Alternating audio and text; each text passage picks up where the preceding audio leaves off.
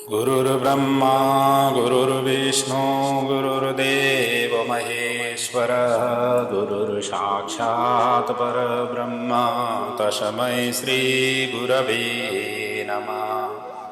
ॐ असतो मा सद्गमयः तमसो मा ज्योतिर्गमयः मृत्युर्मा अमृतं गमयः। विश्व प्रसिद्ध चाणक्य द्वारा रचित चाणक्य नीति ग्रंथ के विषय में हम चिंतन मनन करते हुए दूसरे अध्याय की श्लोकों का हम मनन करते हुए आ रहे हैं। कल भी हमने दूसरे अध्याय की ही मनन करते हुए 10वां श्लोक तक का भाव अभिव्यक्त किया था। आज 11वां श्लोक से हम आगे बढ़ा रहे हैं। हमारे ऋषि संतों ने काफी कुछ साहित्य छोड़ करके हमारे बीच छोड़ करके गए हुए हैं, और दुर्भाग्य ये है कि आज ये आधुनिक भौतिकवादी युग की चपेट में आकर के हम उन सभी का अच्छी तरह से चिंतन मनन करने का सौभाग्य हमें प्राप्त नहीं हो रहा है। ऐसी विषम परिस्थिति को कैसे सम किया जाए, इसी भावना से प्रेरित होकर के इसमें से जो भी हमारे लिए लायक हो, जो भी सान्दर्भिक हो, और कुछ न कुछ अंशों में उस भाव को जो है ना हम जीवन में उतार सकें, इसी उद्देश्य के साथ ये चाणक्य नीति का जो व्याख्या है या चिंतन मनन है आप सभी के समक्ष प्रस्तुत कर रहा हूं। समाज को व्यवस्थित करने के लिए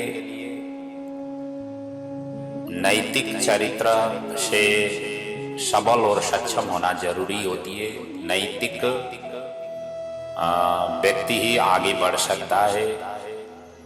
इसलिए नीतिगत जो भी भाव है, विचार है, जहाँ जहाँ से भी मिल सकता है वहाँ से भी ग्रहण करते हुए अपने जीवन को सुमधुर बनाना चाहिए।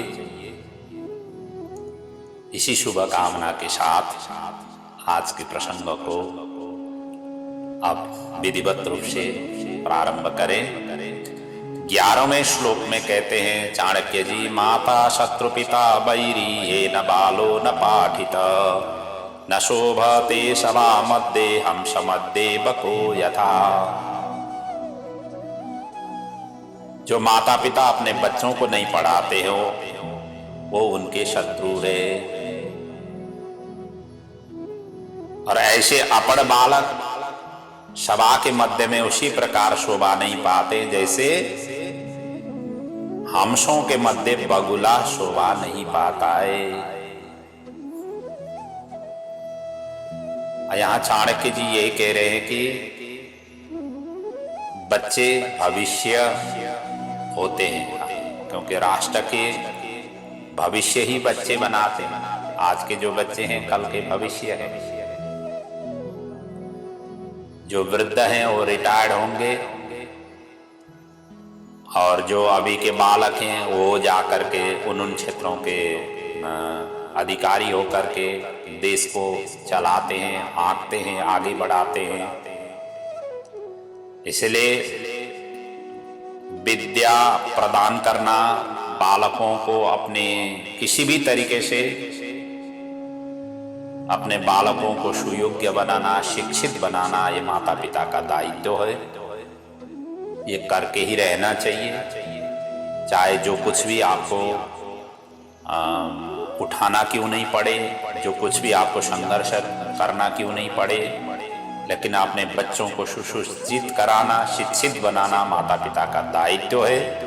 किसी भी तरीके से कराना चाहिए, इसमें वो जोर दे रहे हैं। क्योंकि राष्ट्र की चरित्र बच्चों से ही होती है, और जहां पर जो शिक्षित समाज है शिक्षित बाल बालिकाएं आगे बढ़ पाएंगे और समाज अपने आप ही शिक्षित हो जाता है। वहां पर अज्ञानता नहीं रहती है। सभी ज्ञानी जब हो जाएंगे तो समाज अपने आप ही परिष्कृत मजबूत होती है। कहीं भी किसी भी क्षेत्रों से वो पीछे हटना नहीं पड़ता है। ऐसे समाज की वो परिकल्पना वो कर रहे हैं। उस भावना से प्रेरित होकर के हर माता पिताओं को अपने बच्चों को अधिक से अधिक पढ़ाने के लिए, विद्या अध्ययन के लिए वो जोर लगा रहे हैं।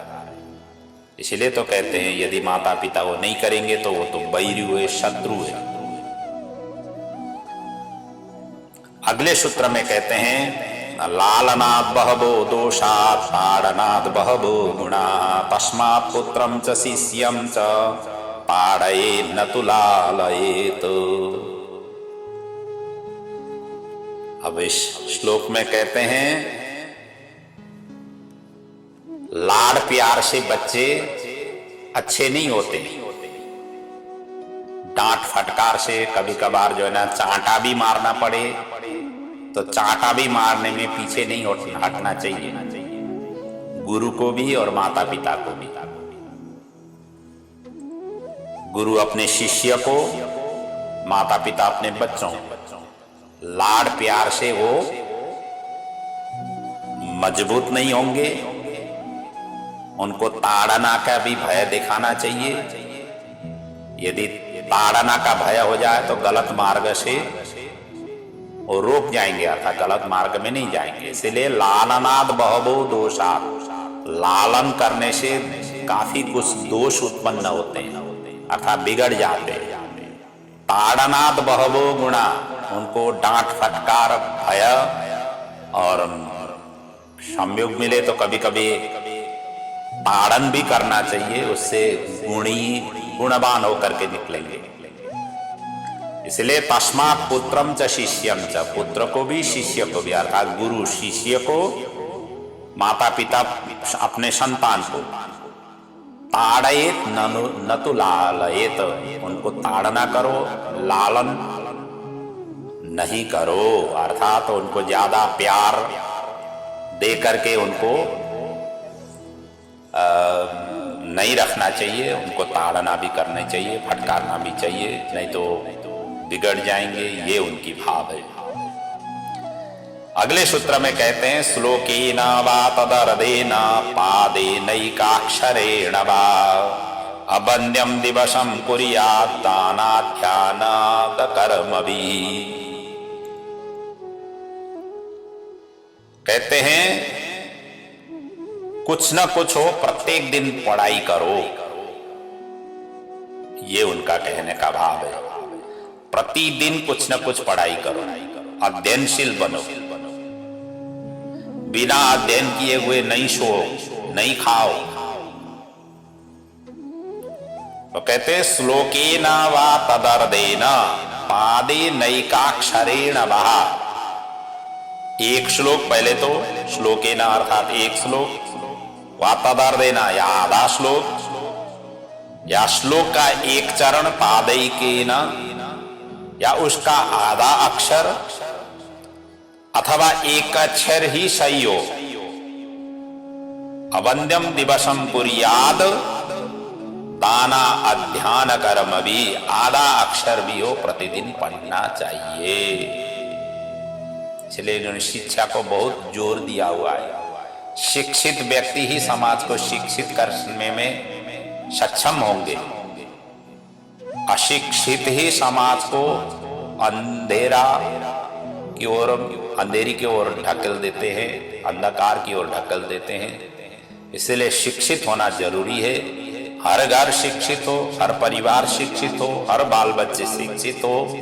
इस भाव से उन्होंने ये सूत्र बनाया हुआ है। उनका अभिमत यही है। मानव जीवन सभी जीवों में श्रेष्ठ है। इसलिए मनुष्य के अपने जीवन सफल बनाने के लिए अध्ययन अध्यापन करना बड़ा जरूरी है। दूसरे की भलाई अथवा दान अवश्य करना चाहिए, लेकिन शिक्षित होना जरूरी है। धन हो तो दान भी करो, लेकिन शिक्षित करना बड़ा जरूरी है। इसलिए जिनके पास में धन दौलत हो ऐसे विद्यालय का निर्माण करें, विद्यालय में जो भी जरूरतें हैं उन जरूरतों के पूर्ण करने की कोशिश करें। अपने घर परिवार शिक्षित हो गए तो दूसरे को भी शिक्षित कराने के लिए प्रेरित करें। शिक्षा क्षेत्र से कोई भी वंचित नहीं हो, कोई भी बाल बालिका वंचित नहीं हो, इसके प्रति हमेशा हमेशा समाज सजग रहना चाहिए। हर परिवार, हर घर सजग होना चाहिए, इसके लिए जोर लगाना चाहिए। ये भाव इस श्लोक के माध्यम से उन्होंने व्यक्त किया हुआ है। अगले श्लोक में कहते हैं, कांता वियोग स्वजनापमान ऋणस्य शेषं कुनृपस्य सेवा दरिद्र भावो विषमा सभा च विनाग्निमेते प्रदहन्ति कार्यम्।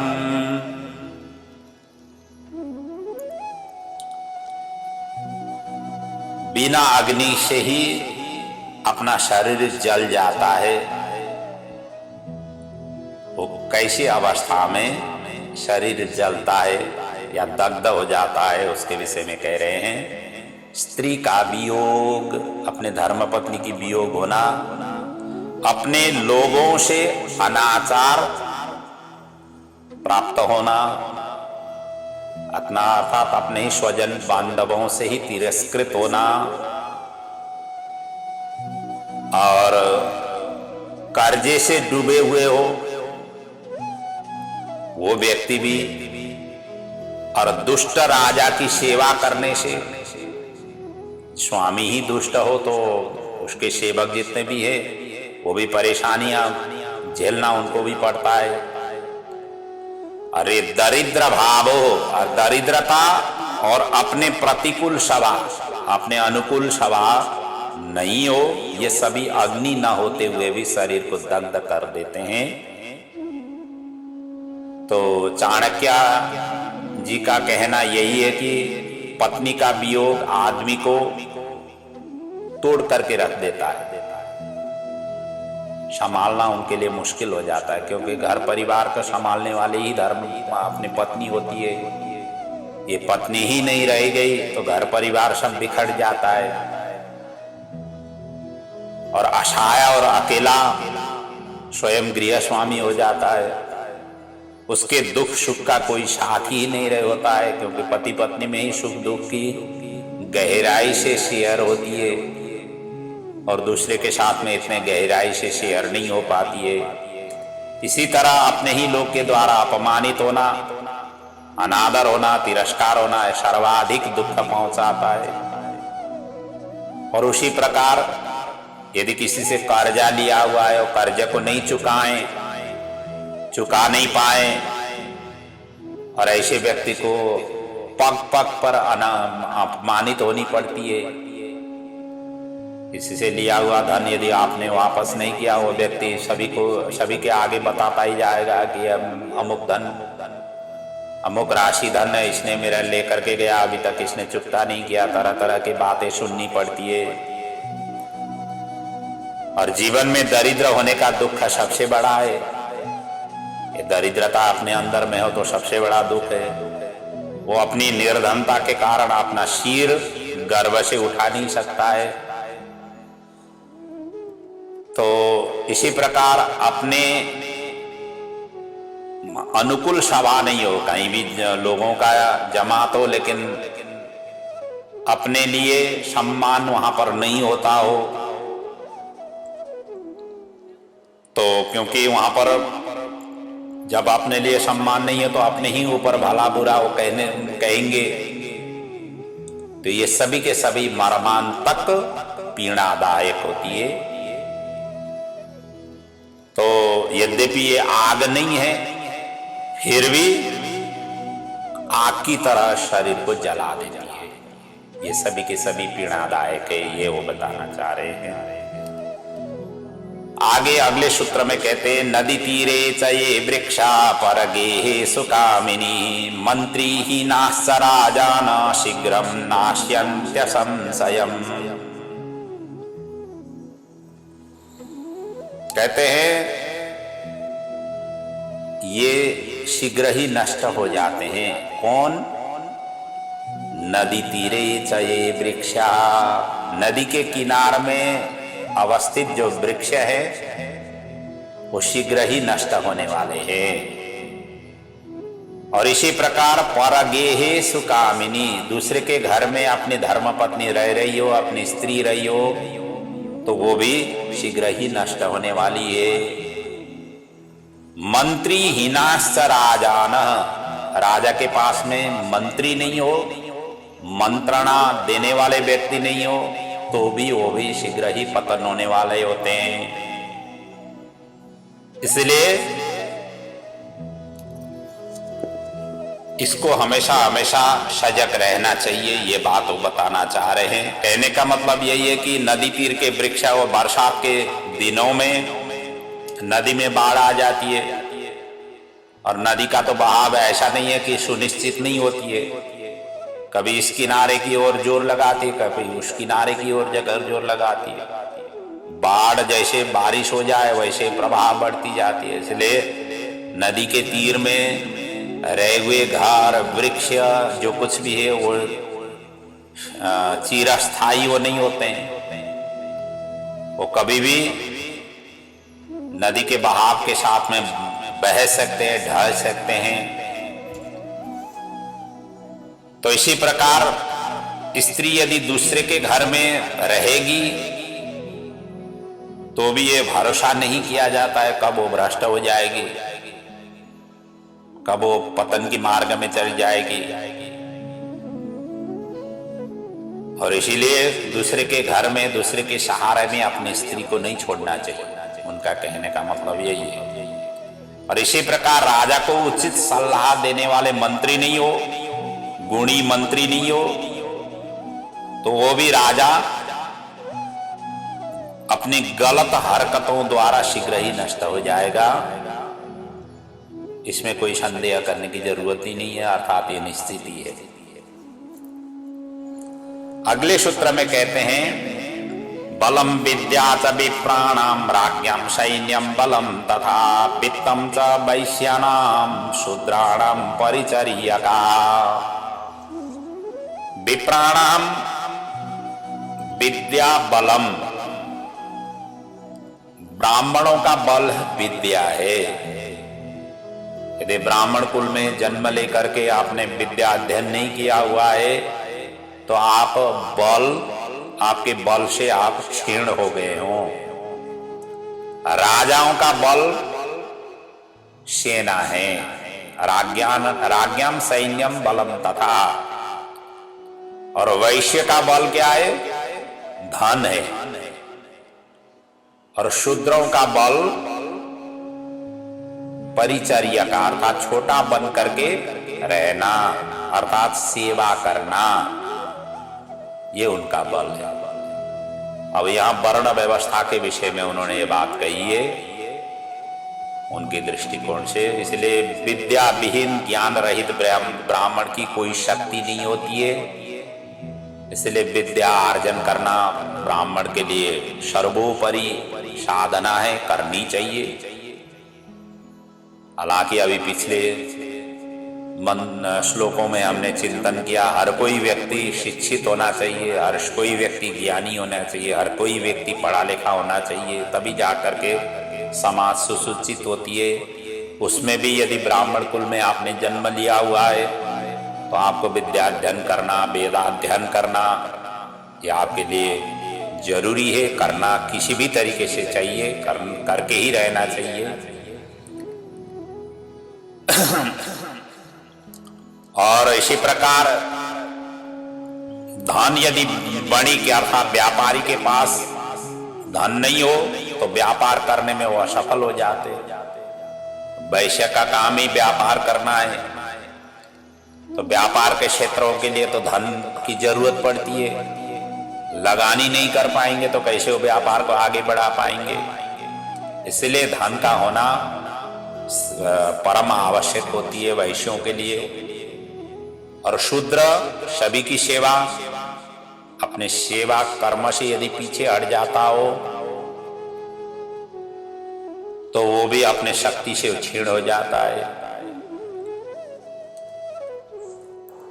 इसलिए राजा की जो बल है, पराक्रम है, वो अपने सैन्य शक्ति है।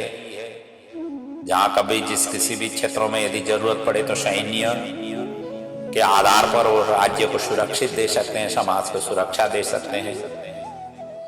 तो ये आचार्य चाणक्य ने ये अपने वर्ण व्यवस्था के विषय में ब्राह्मण, क्षत्रिय, वैश्य और शूद्र की शक्तियों का यहाँ पर परिचय देने की कोशिश किया हुआ है। भले ही आज के युग में अपने अपने कर्मों से वर्ण व्यवस्था की स्थिति नकार दिया गया है, पर प्राचीन काल में जब ये इनका समय था, उस समय की समाज व्यवस्था में इसको ज्यादा जोर दिया गया हुआ हो, या ऐसी व्यवस्था को विशेष रूप से प्रोत्साहन दिया गया हुआ हो। इसीलिए समाज की सुव्यवस्थितता के लिए वर्ण व्यवस्था अत्यंत अपरिहार्य है। इस भाव से प्रेरित होकर के इन्होंने ये नीति के माध्यम से समाज को सुसूचित किया हुआ होगा। अगले सूत्र में कहते हैं, निर्धनम पुरुषम वेश्या प्रजा भग्नम नृपम त्यजेत खगावीत फलम वृक्षम भुक्त्वा चाप्यागतो गृहम्। कौन कौन व्यक्ति किसको छोड़ देते हैं, इसके विषय में वर्णन कर रहे हैं। निर्धनम पुरुषम वेश्या, वेश्या निर्धन पुरुष को छोड़ देती है, त्याग देती है। और प्रजा भग्नम नृपम त्यजेत, जो प्रजा पराजित राजा को त्याग देते हैं। और उसी प्रकार खगा बीत फलम वृक्षा, पक्षी फल रहित वृक्ष को त्याग देते हैं। और अतिथि भोजन करने के पश्चात उस घर को त्याग देते हैं, छोड़ देते हैं। तो कहने का मतलब यह है कि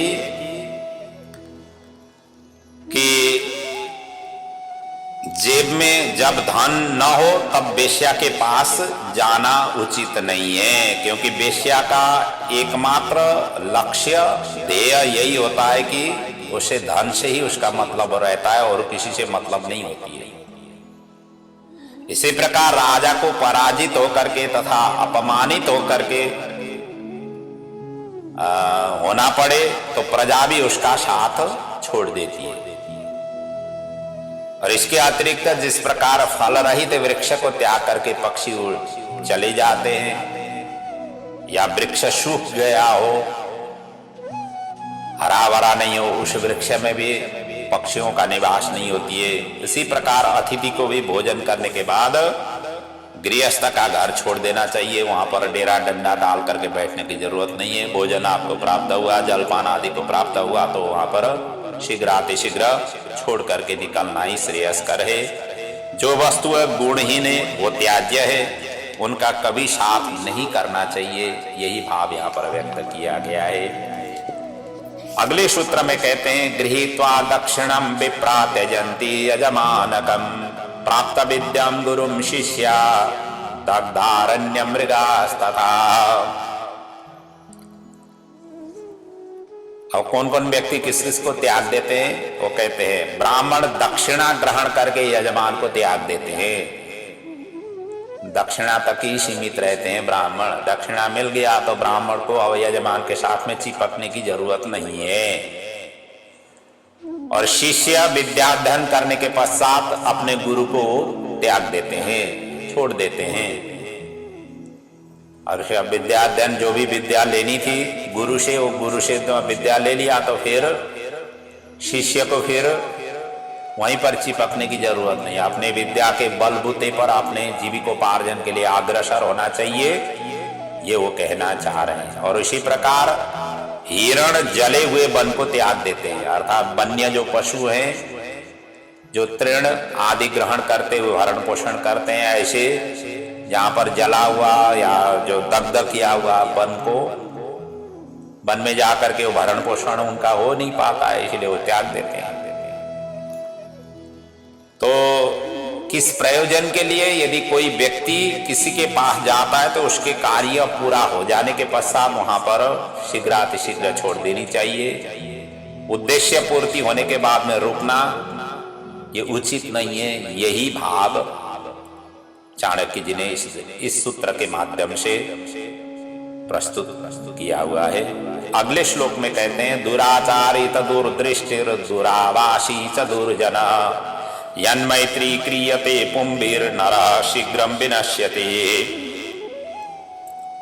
कहते हैं दुराचारी और दुर्दृष्टि अर्थात बुरा आचरण अर्थात गलत आचरण और अर्थात दुराचारी के साथ रहने से, पाप दृष्टि रखने वाले का साथ करने से तथा अशुद्ध स्थान पर रहने वाले से मित्रता करने वाला शीघ्र ही नष्ट हो जाता है। संसर्गजा दोष गुणा भवंती, शास्त्रों ने कहा हुआ है संसर्ग से ही दोष भी गुण में परिणत हो जाते हैं। जैसे संसर्गी हो, आप गजड़ी के संसर्ग में रहेंगे तो गजड़ी ही बनेंगे, व्यसनी के पास में रहेंगे व्यसनी ही होंगे, जुआड़े के पास में रहेंगे जुआड़े ही बन जाएंगे, विद्वान के पास में बैठेंगे तो कुछ ना कुछ विद्या अध्ययन आपको स्वतः हो जाती है। जैसे संसर्ग होती है उसी प्रकार के गुण दोष अपने जीवन में आ जाती है। इसीलिए कहते हैं जो बुरी संगति करने वाले हो, बुरा आचरण करने वाले हो, उनका असर बुरा ही होता है। इसलिए वो ऐसे क्षेत्रों को शीघ्रातिशीघ्र वहां नहीं रहना चाहिए, वहां से निकलना चाहिए, यही श्रेयस्कर है। तो दुष्चरित्र व्यक्ति के साथ अथवा गलत जगहों पर जाने या रहने से मनुष्य का चरित्र नष्ट हो जाता है, और जिस व्यक्ति का चरित्र नष्ट हो जाता है वो जीवित होते हुए भी मरे के समान होता है, मृत्यु के समान ही होता है। इसलिए ऐसे क्षेत्रों से हमेशा हमेशा बच करके रहना चाहिए, ये उनका भाव है। अगले श्लोक में कहते हैं, समाने शोभते प्रीति राज्ञी सेवा च शोभते वाणिज्यम व्यवहारेषु दिव्या स्त्री शोभते गृहे। यह अंतिम श्लोक है द्वितीय अध्याय की। कहते हैं समाने शोभते प्रीति ही, अर्थात मित्रता बराबर वालों में ही शोभा पाती है, और राज्ञी सेवा च शोभते, नौकरी करना हो तो राजा की ही अच्छी होती है। राजा का अर्थ गवर्नमेंट जॉब ही अच्छी होती है। और वाणिज्यम व्यवहारेषु, अब व्यवहार में व्यापारी और घर में सुंदर स्त्री ही शोभा पाती है, क्योंकि व्यापारी यदि व्यवहार उसका कुशल हो, उसका नेचर कुशल हो, तो ही व्यापार में आगे बढ़ पाता है। व्यापारी को एकदम व्यवहार कुशल रखना चाहिए, रूखे हुए व्यवहार करेंगे तो व्यापार आगे नहीं बढ़ पाएगा। जो समाज के लिए जो सार्वजनिक स्थलों में काम करते हैं, अनेक व्यक्तियों के बीच में जो काम करने वाले जो पेशा से संबंधित हैं, उन व्यक्तियों को हमेशा हमेशा लचकता होना चाहिए, उनके अंदर में व्यवहार कुशलता होना चाहिए, सभी के प्रति समान दृष्टि से व्यवहार और आचरण करनी चाहिए, और ऐसे ही व्यक्ति उस क्षेत्र की कामयाबी हो सकते हैं। तो इसलिए मित्रता करते समय भी ये देखना चाहिए अपने ही समान व्यवहार उनके साथ में ही शोभा पाती है। अपने से नीच हो या अपने से उच्च हो, वहां पर मित्रता इतना सहज और सरल नहीं होती है। अपने से उच्च हो तो उनके अंडर में रह करके करनी पड़ती है, अपने से नीच हो तो कुछ सीखने का नहीं मिलता है। हालांकि सभी के प्रति समान व्यवहार तो होनी चाहिए, लेकिन मित्रता अपने समान शील गुण के साथ में ही अच्छी शोभा पाती है। और दूसरा कहा राज्ञीम सेवा च शोभते, अर्थात नौकरी करना है तो गवर्नमेंट ही नौकरी वही स्थायी होती है, उसमें बहुत सारे सुविधा मिलती है। प्राइवेट नौकरी करेंगे तो जिस दिन कंपनी वाले कहेंगे कि छोड़ दो तो छोड़ना पड़ेगा, और जो भी बेनिफिट मिलनी है उतना बेनिफिट भी नहीं मिल पाता। इसलिए गवर्नमेंट जॉब को ही ज़्यादा फोकस करते हुए उसमें ही कोशिश करनी चाहिए। और इसी प्रकार घर में सुंदर स्त्री ही शोभा पाती है। कहने का मतलब जो सुंदर स्त्री का अर्थात उनकी गुणवती, शीलवती, घर की स्त्रियों में ये सब चीज गुण होना जरूरी होती है। कोई भी अभ्यागत हो, अतिथि हो, उनके ऊपर में मतलब स्नेहजन्य भाव से उनकी सेवा कर सकें, तभी वो घर की गृहिणी शोभायमान होती है। ये उनकी कहने का भाव है। तो इन्हीं भावों के साथ द्वितीय अध्याय की भी कथा यहाँ पर मतलब ये वर्णन जो चिंतन मनन है यहाँ पर पूर्ण हो जाती है। बाकी की प्रसंग अगले पड़ाव में हम करेंगे। आज के प्रसंग को यहीं पर मैं विराम दे रहा हूँ। चाणक्य जी की जो दृष्टिकोण है कितना सान्दर्भिक है आज के जीवन में, आज के समाज के लिए, आज के परिवार के लिए। वो अपने अपनी दृष्टिकोण है और जो अच्छे लगे, जो स्वागत योग्य है, जो अनुकरणीय है, उनको जीवन में अपनाने की कोशिश में लग जाएं। आपका जीवन इस तरीके से आगे बढ़ सके और जो आज के समाज, आज के जीवन के लिए सुपाच्य नहीं है, उनको जरूरत नहीं है कि आपको अंगा लें। तो यही मूलतः ध्येय और उद्देश्य के साथ आप सभी के समक्ष में प्रस्तुत कर रहा हूं। तो इन्हीं भावों के साथ आज के प्रसंगों को यहाँ पर विराम ले रहा हूँ। ओम पूर्णमदः पूर्णमिदं पूर्णात् पूर्णमुदच्यते पूर्णस्य पूर्णमादाय पूर्णमेवावशिष्यते।